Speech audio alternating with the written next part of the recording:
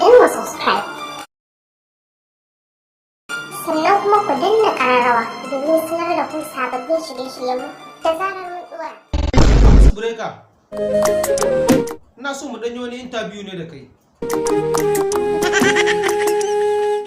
Kafin nan amma ina so duk abu dan tambaye ka bani amsa mai kyau.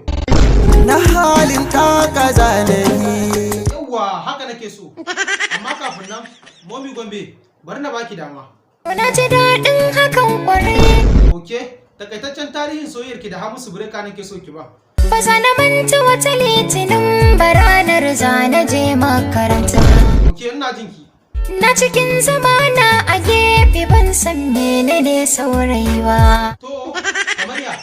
Ba na biɗar kowa ya kula na agani na bai daidai da ni ba. Wannan wace kalar magana yake faɗa? Abin da ke cikin zuciya. Okay, Hamisu Breka, na jiyo kanka.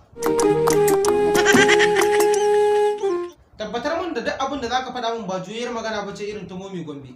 Daga zuciya da jini sakonni na su.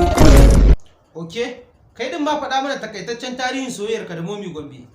Komai da lokaci na ba da yarda. Kamar ya?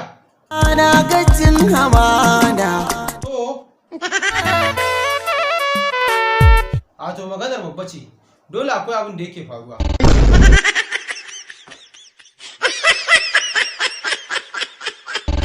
Saurare ma episode 2 domin jin yadda wannan hirar za ta kasance. Amma kafin nan ku danna subscribe a wannan tasha, sannan ku danna kararrawa. Yana daga zarar mun ɗaura sabon shiri za a sanar da ku.